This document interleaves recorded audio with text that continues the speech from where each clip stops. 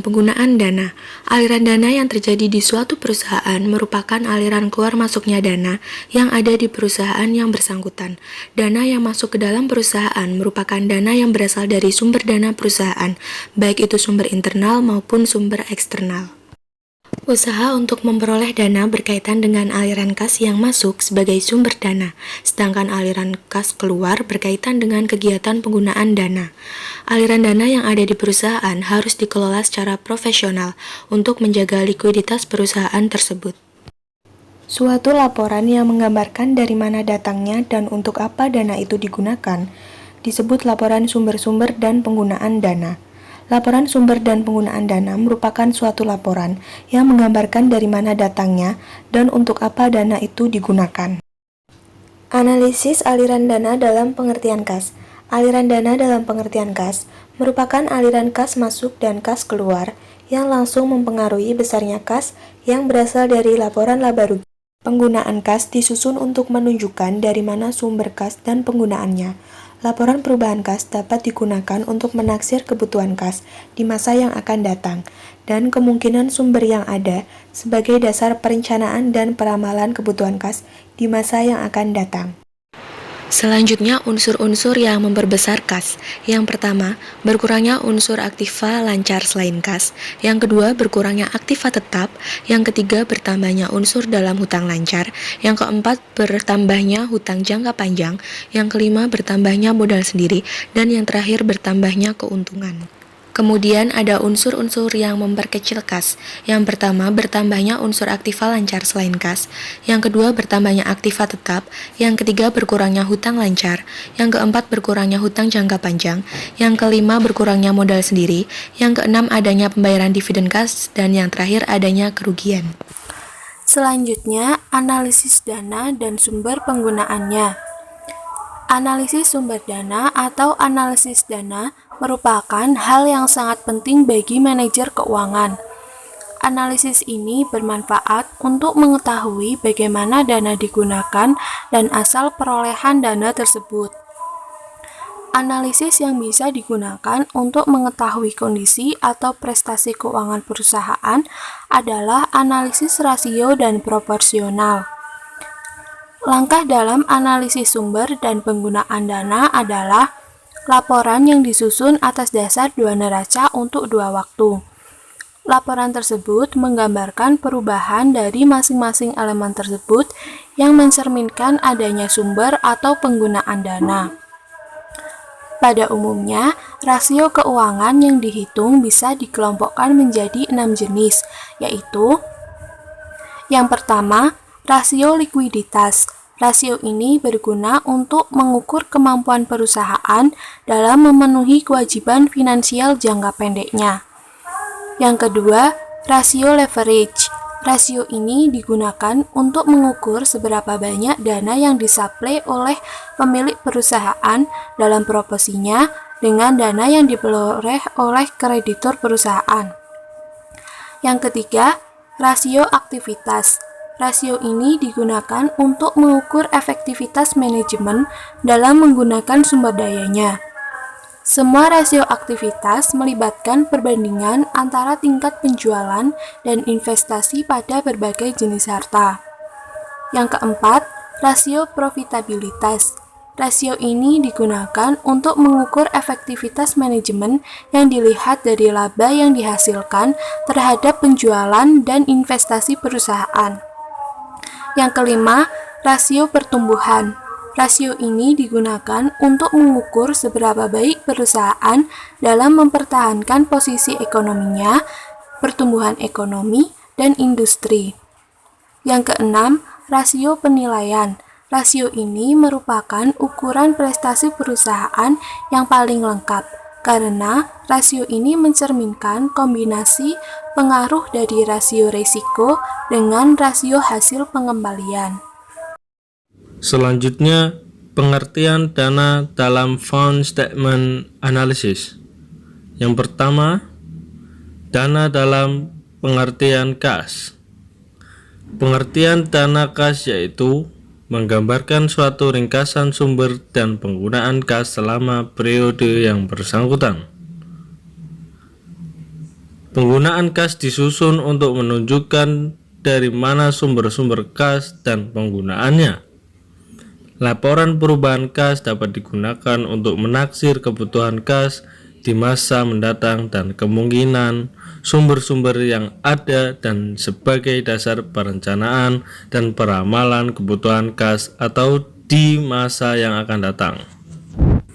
Selanjutnya, penyusunan found statement analysis dalam pengertian kas. Langkah-langkah dalam penyusunan laporan sumber dan penggunaan dana dalam pengertian kas adalah sebagai berikut. 1. Membandingkan kedua neraca untuk menyusun perubahan neraca pada masing-masing elemennya. 2. Menyusun penggolongan dari unsur-unsur yang memperbesar kas dan golongan atau unsur-unsur yang memperkecil kas. 3. Mengelompokkan unsur-unsur dalam laporan rugi laba, terutama laba ditahan ke dalam golongan yang memperbesar kas dan memperkecil kas. Yang keempat, mengadakan konsolidasi dari semua informasi tersebut ke dalam laporan sumber-sumber dan penggunaan dana. Yang selanjutnya, dana dalam pengertian modal kerja. Setiap perusahaan selalu membutuhkan modal kerja untuk membiayai kegiatan operasionalnya sehari-hari. Misalnya membayar upah guru, gaji pegawai, listrik, telepon, dan sebagainya. Dengan harapan uang yang telah dikeluarkan tersebut dapat kembali lagi kas perusahaan dalam waktu pendek melalui hasil penjualan yang baik berupa barang maupun jasa yang akan dikeluarkan kembali untuk biaya operasi selanjutnya. Dari laporan neraca dan laporan laba rugi, elemen-elemen yang dapat memperbesar kas adalah 1. Berkurangnya aktiva lancar selain kas. Di antaranya A. Berkurangnya barang terjadi karena terjualnya barang tersebut dan hasil penjualan itu merupakan sumber dana atau kas bagi perusahaan. B. Berkurangnya piutang berarti piutang telah dibayar dan penerimaan piutang merupakan penambahan dana yang diterima oleh perusahaan yang bersangkutan. C. Berkurangnya surat-surat berharga berarti efek itu terjual dan hasil penjualannya merupakan sumber dana atau kas bagi perusahaan. Selanjutnya, yang kedua, bertambahnya setiap jenis utang. Bertambahnya utang, baik utang lancar maupun utang jangka panjang, dapat terjadi karena perusahaan telah melunasi atau mengangsur utangnya. Pembayaran kembali utang berarti penggunaan dana. Selanjutnya, yang ketiga, bertambahnya modal. Bertambahnya modal misalnya disebabkan karena adanya emisi saham baru dan hasil penjualan saham baru ini merupakan sumber dana. Yang keempat, adanya keuntungan dari operasi perusahaan. Apabila perusahaan mendapatkan keuntungan neto dari operasinya berarti bahwa ada tambahan dana bagi perusahaan yang bersangkutan. 5. Penyusutan. Penyusutan merupakan biaya non-kas berupa penyisihan dana untuk cadangan pembelian aktiva tetap. Dana ini bisa dimanfaatkan oleh perusahaan sebagai sumber dana. Selanjutnya, elemen-elemen dari neraca dan laporan laba rugi yang memperkecil kas adalah 1. Bertambahnya aktiva lancar selain kas. 2. Bertambahnya aktiva tetap. 3. Berkurangnya setiap jenis utang. 4. Berkurangnya modal. 5. Pembayaran cash dividen. 6. Adanya kerugian operasional perusahaan. Selanjutnya ada peranan laporan sumber dan penggunaan dana dalam perusahaan. Laporan sumber dan penggunaan dana mempunyai peranan yang sangat penting bagi perusahaan, karena sumber dan penggunaan dana merupakan salah satu syarat untuk dapat dilaksanakannya perusahaan sehari-hari. Dikatakan sebagai salah satu syarat karena di samping sumber dan penggunaan dana, masih banyak faktor lain yang juga ikut menentukan kelangsungan usaha perusahaan, seperti manusia dan keahliannya, bahan baku, dan sumber-sumber lainnya, peralatan dan teknologi. Kesemua faktor tersebut harus dapat saling menunjang dan bekerja sama dalam tubuh organisasi perusahaan agar dapat dicapai satu manfaat yang maksimal. Sebagai suatu faktor yang menentukan kelangsungan hidup perusahaan, maka ketersediaan dana yang cukup harus diperhatikan. Cukup artinya tidak berlebihan tetapi tidak pula kekurangan dan disesuaikan dengan kebutuhan perusahaan, yaitu dengan melihat berbagai hal seperti ukuran perusahaan, bidang usaha, tingkat perputaran modal, dan lain sebagainya. Bila perusahaan memiliki sumber dana yang terlalu besar dibandingkan dengan penggunaan dana, maka akan menimbulkan berbagai akibat yang dalam jangka panjang akan merugikan perusahaan itu sendiri. Kerugian yang ditanggung akibat terlalu besarnya dana yang dimiliki dapat diakibatkan karena tidak terkendalinya investasi, di mana perusahaan terdorong untuk melakukan investasi yang berlebih-lebihan. Investasi yang berlebih-lebihan tentu saja akan mengakibatkan adanya beban tetap yang besar yang harus ditanggung perusahaan dari waktu ke waktu.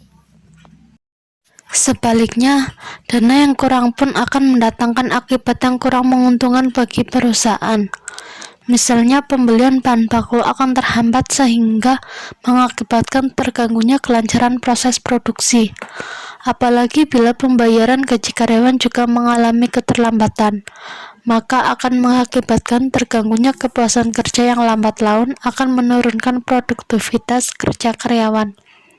Jelas semuanya akan mendatangkan akibat yang tidak menguntungkan bagi perusahaan. Oleh karena itulah, perlu adanya keseimbangan dalam ketersediaan dana perusahaan, tidak berlebihan dan juga tidak kekurangan.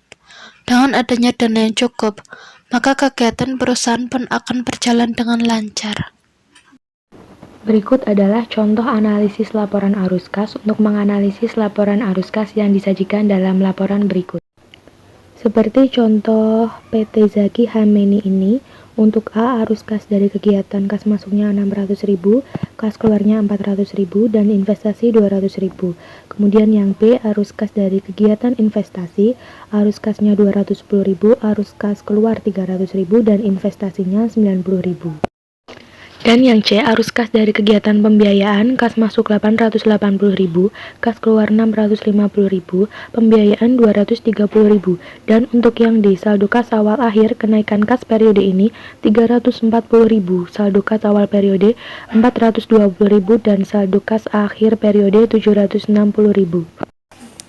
Dari laporan tersebut dapat kita baca bahwa kenaikan kas pada periode laporan keuangan pertama sebesar 340.000, arus masuk dari kegiatan operasional 600.000 dan kas keluar 400.000, sehingga surplus dari kegiatan operasi adalah 200.000. Keadaan ini menunjukkan gambaran yang positif karena kegiatan operasional perusahaan ternyata menambah dana bagi perusahaan, bukan sebaliknya mengambil dana atau defisit. Sedangkan dilihat dari segi kegiatan investasi yang dilakukan perusahaan, bahwa arus kas masuk sebesar 210.000 dan kas keluar 300.000, sehingga net investasi keluar adalah 90.000. Ini menunjukkan bahwa pada periode ini, perusahaan banyak menggunakan investasi yang hasilnya diharapkan akan menghasilkan dalam jangka waktu tertentu di masa yang akan datang. Dari segi kegiatan pembiayaan sumber dana, menunjukkan angka surplus sebesar 230.000. Artinya, perusahaan mendapatkan dana berupa utang atau modal untuk pembiayaan investasi dan kegiatan operasionalnya, lebih besar daripada penggunaan dana untuk pembayaran utang.